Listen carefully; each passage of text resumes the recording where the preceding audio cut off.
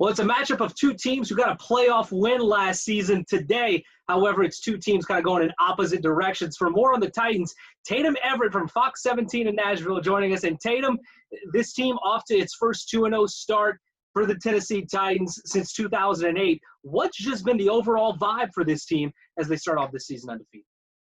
It's business as usual, surprisingly enough. I think a lot of the carryover from last season is helping the Titans be successful this season.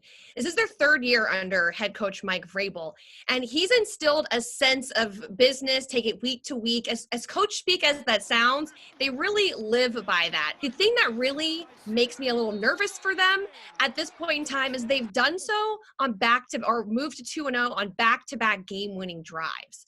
While it does show that in those situations, the Titans are super confident, especially in Ryan Tannehill, to lead them to that game-winning score, they don't want to be in those types of situations. You have to be confident in a team, too, that has an offense as high-powered as the Tennessee Titans, too, because Ryan Tannehill, especially in the red zone, knows how to find his best targets. And when you got a running back like Derrick Henry, you kind of just hand him the rock and go. Is that kind of what has been driving the offense and perhaps the entire team so far this season?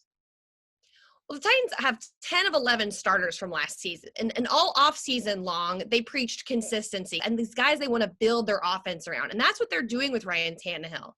Has already thrown for 6 touchdowns, no interceptions, which I know those are the type of numbers Vikings fans are drooling for Kirk Cousins to have right now. He's the confidence guy. This is his team now. There's no doubt about that.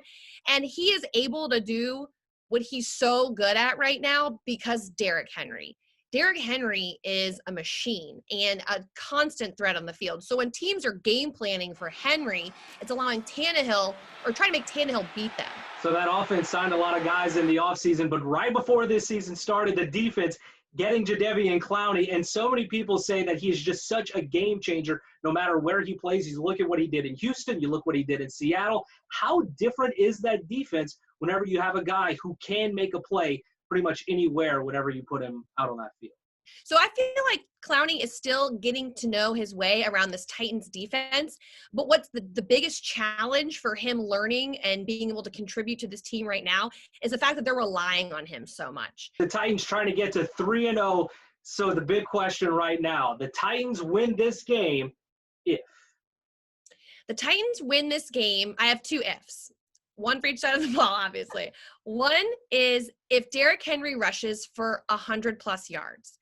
The Titans are 15-0 if Derrick Henry rushes for over 100 yards. And that's dating back to 2017. I would say that, and the Titans win if their defense comes up with another key stop. They had a great goal line stand against the Broncos. They had the pass batted down for the interception to seal the deal against the Jaguars. The defense is a young squad, and they're very bend, don't break. They will allow the Vikings to score,